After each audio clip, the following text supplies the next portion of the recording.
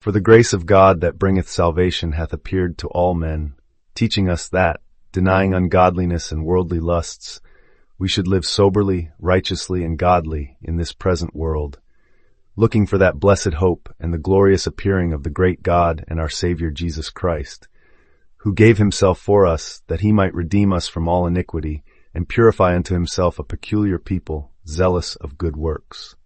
Titus 2:11-14.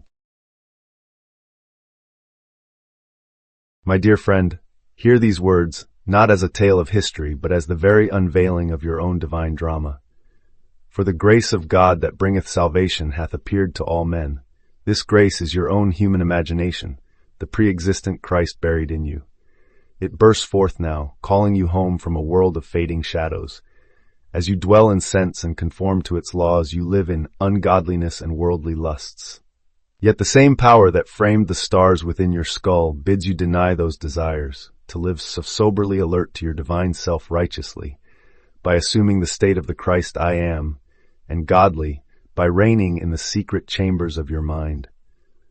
This is not a distant promise, but an ever-present reality, looking for that blessed hope and the glorious appearing of the great God and our Savior Jesus Christ.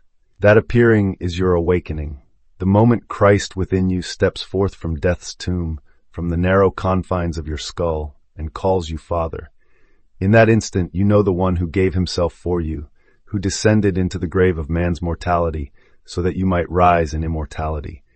He has laid down for you every limitation, every fear, that you might be redeemed from iniquity.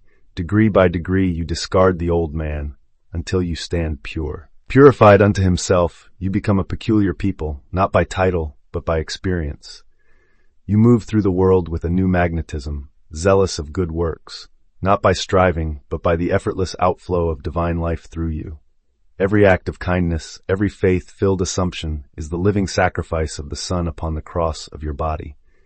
Believe that this word is not afar off. Embrace the grace at hand, your own creative power, and walk now as the resurrected Christ. In every heartbeat, the great God and Savior appears. In Titus 2:11-14, we are gently guided into a profound inward shift of consciousness. At its heart, the grace of God that brings salvation is experienced the moment your own divine self-Christ within you breaks through into vivid awareness. As you awaken to this grace, you naturally turn away from ungodliness and worldly desires, releasing identification with fear, scarcity, or self-doubt. Through this turning, a fresh mental discipline emerges, one that invites you to live soberly, righteously, and godly. In choosing thoughts that reflect your highest nature, rather than slipping back into old reactive patterns, you begin to embody the very transformation this passage calls forth. Every outward change begins as an inner assumption.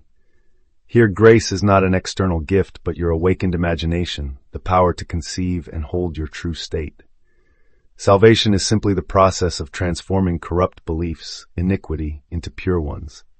As you persistently assume the reality of your divine self, that assumption hardens into fact. This mirrors the biblical promise, who gave himself for us, that he might redeem us from all iniquity and purify unto himself a peculiar people. Metaphysically, the giving is your willingness to surrender old self-images so the new can be born. This passage reveals your core power, the I Am presence within you. It is the same power that raised Christ from the tomb, the creative imagination. By recognizing that by him all things were made, you see that your mind is the workshop of creation. You are not merely subject to circumstances. You are the divine artist shaping them from the formless realm of thought.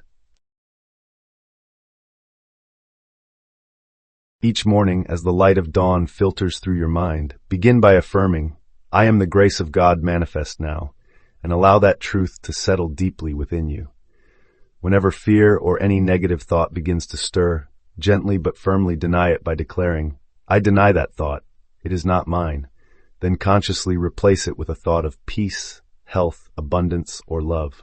Afterward, grant yourself a brief visualization ritual lasting 5 minutes, during which you vividly imagine scenes that illustrate your ideal life, seeing every detail, feeling every emotion, even hearing the sounds as though they are present fact.